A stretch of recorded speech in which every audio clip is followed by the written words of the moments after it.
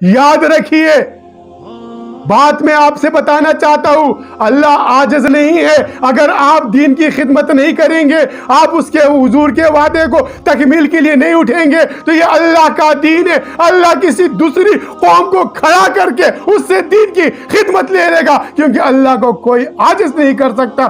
آپ نے دیکھا چنگیز خان نے اسلام کو مٹانے کے لیے، تو نے مٹ جائے گا۔ ایران کے مٹ جانے سے، نشہ میں کو تعلق نہیں پیمانے سے، یورش و تاتار کے افسانے سے پاسباں مل گئے، کعبے کو سلم خانے سے۔ تو اللہ دین کی خدمت لے۔ اللہ رب العالمین اسلام کی نشاط ثانیہ میں حضور نبی کریم صلی اللہ علیہ وسلم کے وعدے تغز الہند کو تکمیل تک پہنچانے کا جو حضور کا وعدہ ہے، اس کو تکمیل تک پہنچانے کے لیے ہم سب سے دین کی خدمت کے لیے ہمارا انتخاب کرے۔ ہم عاجز ہیں، اللہ عاجز نہیں۔ ہم کمزور ہیں، اللہ کمزور نہیں۔ وہ قوی العزیز ہے، وہ اپنی دین کی خدمت جس سے چاہے، وہ ایک معمولی مچھر سے لے لیتا ہے، وہ ایک معمولی چونٹی سے لے لیتا ہے، وہ ہاتھی سے لے لیتا ہے۔ ہم حضور کی امتی ہیں، اللہ کے دربار میں دست و دعا، اللہ رب العالمین امت مسلمہ کو وہ شعور و آگاہی پیدا کرے، ان تہذیبوں کے ٹکراؤ سے نکالے، مسلمانوں کے اندر وہ ولولہ جہاد، ولولہ تبلیغ پیدا کرے، حضرت امام مہدی علیہ السلام کے لشکر کے سپاہی بنا کر حضور کے وعدے